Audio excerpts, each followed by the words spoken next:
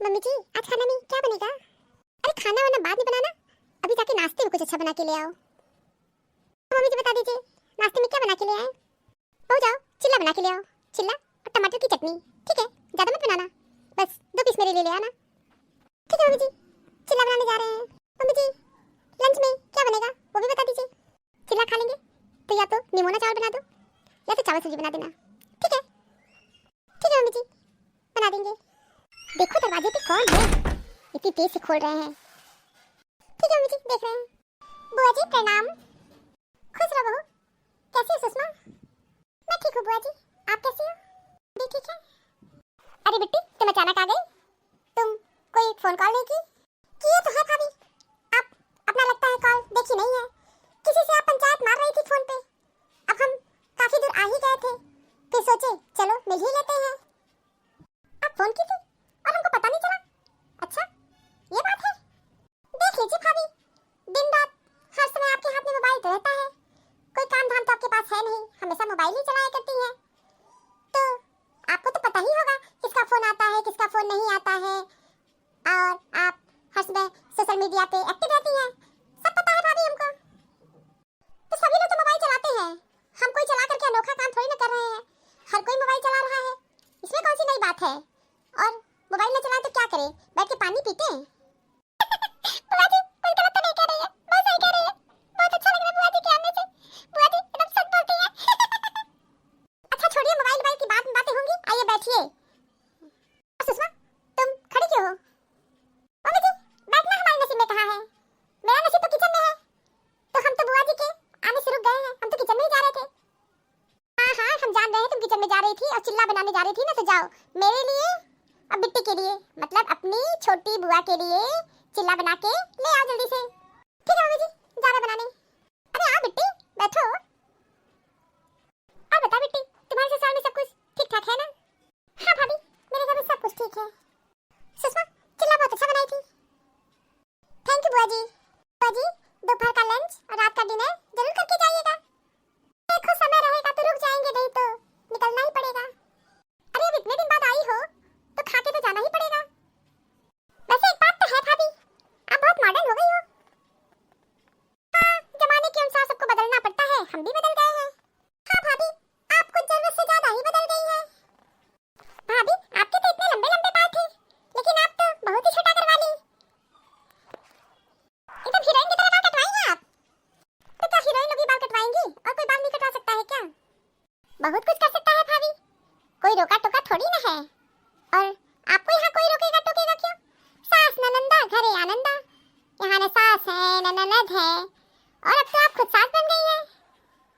आपका तो भाभी जलवा है। हाँ घर गृहस्थी बनाना पड़ता है, एक ही दिन में घर गृहस्थी नहीं बनता है। हाँ लेकिन कभी मैं भूलो कि सास भी कभी बहू थी। हाँ बहू तो आप जरूर है, लेकिन आप तो शुरू से ही बाहर रहती हैं, भैया को लेके अलग हो गई आप, और बहू का रोल तो आप बहुत कम निभाई हैं। आपके भैया की नौकरी थी, उनको खाना पीना का दिक्कत होता था, इसीलिए शहर में चले आए, और गांव में तो हम बहू की तरह ही रहते थे ना। हाँ भाभी वही तो कह रहे हैं, आप एक लंबी सी चुटिया बांध करके सिर पल्ला रख के गांव में रहती थी। हाँ सब बीते समय की बातें हैं। हाँ भाभी वही तो कह रहे हैं, आप तो बहुत चेंज हो गई हैं, और गाँव के लोग भी देखेंगे तो आपको पहचानेंगे नहीं। हमें कौन से गाँव के लोग को दिखाना है? हाँ ये भी बात सही है भाभी, आपको जाना वाना तो गाँव होता ही नहीं है, तो आपको किसको दिखाना है? बिल्कुल सही कही आप। सुषमा जाओ खाना वाना बनाओ तुम। मम्मी जी बुआ जी के आने से घर कितना अच्छा हो गया है। हाँ क्यों नहीं, अच्छा तो होगा ही, बुआ है तुम्हारी, आपकी ननद हो। बिल्कुल मेरी ननद हो तुम। बिट्टी कहाँ जा रही हो? भाभी बाथरूम जा रहे हैं। नहीं मुझे लगा जा तो नहीं रही हो। नहीं भाभी अभी तो नहीं जा रहे हैं, अब आए हैं तो दोपहर का लंच करके ही जाएंगे। अरे लंच क्यों, डिनर भी करके जाना। अभी तो बाथरूम से आई नहीं, सो गई क्या बाथरूम में? कहीं ऐसा तो नहीं किचन में चली गई हो, पंचायत मार रही हो? क्योंकि एक नंबर की मंथरा है, मंथरा लगाने बिछाने में तो शुरू से ही तेज थी, बुलाए नहीं थे तब भी चली आई। और हम तो जानबूझ के नहीं उठाए थे, तो अच्छा था, उसमें मैं किसी से बात कर रही थी, लेकिन फिर भी चली आई। मुझे डर लग रहा है कहीं सुषमा को उल्टी सीधी पट्टी न पढ़ा दे, मेरा अच्छा खासा घर बर्बाद हो जाएगा। अरे बिट्टी बहुत देर कर दी बाथरूम से आने में। भाभी बाथरूम से तो मैं जल्दी निकल आई थी, मैं गार्डन में बात कर रही थी अपने हस्बैंड से। अरे हम तो जा रहे थे देखे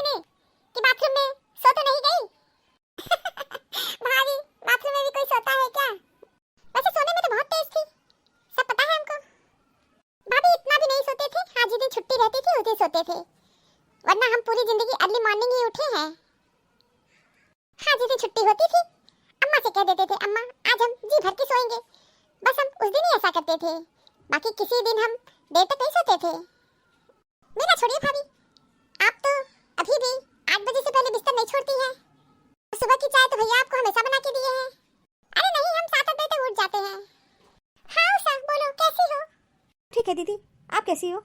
हम भी ठीक हैं। अच्छा ठीक है, अभी बाहर निकल के बात कर रहे हैं। बुआ जी आप बहुत अच्छी हो, आपके आने से घर बहुत अच्छा लग रहा है।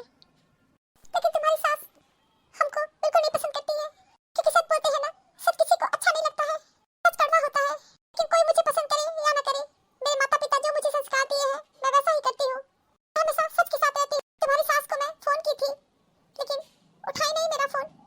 किसी से बातचीत कर रही थी, अरे काट देती, मेरा फोन रिसीव कर लेती, लेकिन मन नहीं माना, चले आए अपना अपमान करवाने। बुआ जी प्लीज रोइए मत, आप रोते हुए बिल्कुल भी नहीं अच्छी लगती है। आप तो मुझे बहुत पसंद है, आपके आने से घर का माहौल बहुत अच्छा हो गया।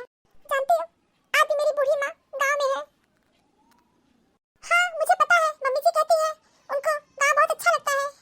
भाभी कभी गाँव में रहना नहीं चाहिए, और ये भी सच है, मम्मी को कभी यहाँ पे रखना नहीं चाहिए। मम्मी गाँव में ही रहती है, भाभी कभी 1 महीना भी गाँव में जाके साथ नहीं रही। जैसे ही शादी हुआ भाभी शहर में आके रहने लगी। मेरी बूढ़ी माँ आज भी अकेले गाँव में रहती है, और मम्मी तो इसमें बहुत कमजोर हो गई है। भाभी को कभी पसंद नहीं था कि अम्मा उनके साथ रहे। माँ हमारी बहुत अच्छी है, वो कला कलेश नहीं करना चाहती है, इसलिए वो यहाँ कभी नहीं आती है। भाभी को गाँव कभी अच्छा नहीं लगता है, और अम्मा के साथ उनको रहना भी नहीं अच्छा लगता है। लेकिन मम्मी जी हम लोग से हमेशा यही कहती हैं कि वो अपनी सास को यहाँ रखना चाहती हैं, लेकिन उनको यहाँ अच्छा ही नहीं लगता है। वो कहती है मुझे अपना गाँव ही बहुत पसंद है। हम फोन पे बात क्या करने लगे, यहाँ तो अलग ही खिचड़ी पक रही है। मंत्रा देवी मौका पाके चुगली चपाटी लगाती होंगी। अरे बिट्टी तुम इतनी उदास क्यों हो गई? कुछ नहीं भाभी, कुछ पुरानी बातें याद आ गई थी। मम्मी जी आप तो कह रही थी दादी माँ यहाँ पे रहना नहीं चाहती है, लेकिन बुआ जी तो कह रही है कि आप उनको कभी यहाँ पे रखी ही नहीं। अब तुम्हारी बुआ जी क्या जानेंगी, हम तो बहुत बार उनसे कहे क्या हो हम लोग के साथ रहो, लेकिन उनको यहाँ का परिवेश अच्छा नहीं लगता है, तो हम क्या करें। और ये भी सच है, मुझे गाँव का परिवेश नहीं अच्छा लगता है। लेकिन भाभी ये मत भूलिए कि आप भी गाँव की ही है, और आपकी पूरी पढ़ाई लिखाई गाँव में ही हुई है, और आपके माता पिता आज भी गाँव में ही रहते हैं। हाँ वो बात अलग है कि आपका बड़ा भाई शहर में मकान बनवा लिया है, लेकिन आपके माता पिता गाँव में ही रहते हैं, और आप आज भी गाँव ही जाती हैं अपने माता पिता से मिलने, वहाँ रहती भी हैं। क्यों, हम गलत तो नहीं कह रहे हैं? नहीं गलत नहीं कह रही हो, जिसके माता पिता जहाँ रहेंगे वो वहीं तो मिलने जाएगा। हाँ ये सच है कि मुझे गाँव का परिवेश नहीं अच्छा लगता है, मुझे गाँव में रहना पसंद नहीं है। छोड़ो बिट्टी, तुम गाँव शहर की बात क्यों कर रही हो, यहाँ आई हो खाओ पियो एंजॉय करो। भाभी जा रहे हैं, हमको बहुत जरूरी काम है। बुआ जी लंच तो करके जाइए। नहीं सुषमा, मेरी खाने की इच्छा नहीं है, भूख भी नहीं है। ठीक है भाभी चलते हैं। बुआ जी आप खाना नहीं खा के जाओगी? फिर कभी आऊंगी तो खाऊंगी, अभी भूख नहीं है। मम्मी जी बुआ जी चली गई, आप उन्हें रोकी नहीं? आई भी थी अपने मन से और चली गई अपने मन से। क्या कह रही थी? तुम लोग काफी देर तक बातें कर रही थी अकेले में। नहीं मम्मी जी, वो अपने घर की बात कर रही थी। हाँ इन लोग के चक्कर में मत पड़ना, वो झूठ सच बोलती है, इधर का बात उधर करती है। कौन क्या करता है मम्मी जी, ये तो ईश्वर ही जाने। हाँ ईश्वर तो अंतर्यामी है। अच्छा ठीक है मम्मी जी, रसोई में जा रहे हैं। हाँ जल्दी से खाना ले आओ, बहुत भूख लगी है, और नहीं खाई तो नहीं खाई, क्या करना है, कह तो रहे थे खा के जाओ। अब चली गई तो क्या करें, आरती उतारे उनकी। अभी बता दे तो घर में कला कलेश हो जाएगा। और मुझे तो बुआ जी की बातों में सच्चाई नजर आई, मम्मी जी झूठ बोलती हैं। जिस तरह तूफान एक मजबूत पत्थर को हिला नहीं पाता, उसी तरह से महान व्यक्ति तारीफ या आलोचना से प्रभावित नहीं होते। Thank you for watching this video. Video अच्छी लगी हो तो लाइक और शेयर करना ना भूलें। चैनल को सब्सक्राइब नहीं किया है तो फटाफट सब्सक्राइब कीजिए। मिलते हैं अगले वीडियो में एक नई स्टोरी के साथ। तब तक आप लोग अपना बहुत ख्याल रखिएगा, हमेशा हंसते मुस्कुराते रहिए। आप सभी को बहुत बहुत धन्यवाद, बहुत बहुत धन्यवाद। तो प्लीज़ मेरे चैनल को सब्सक्राइब कीजिए। Thank you.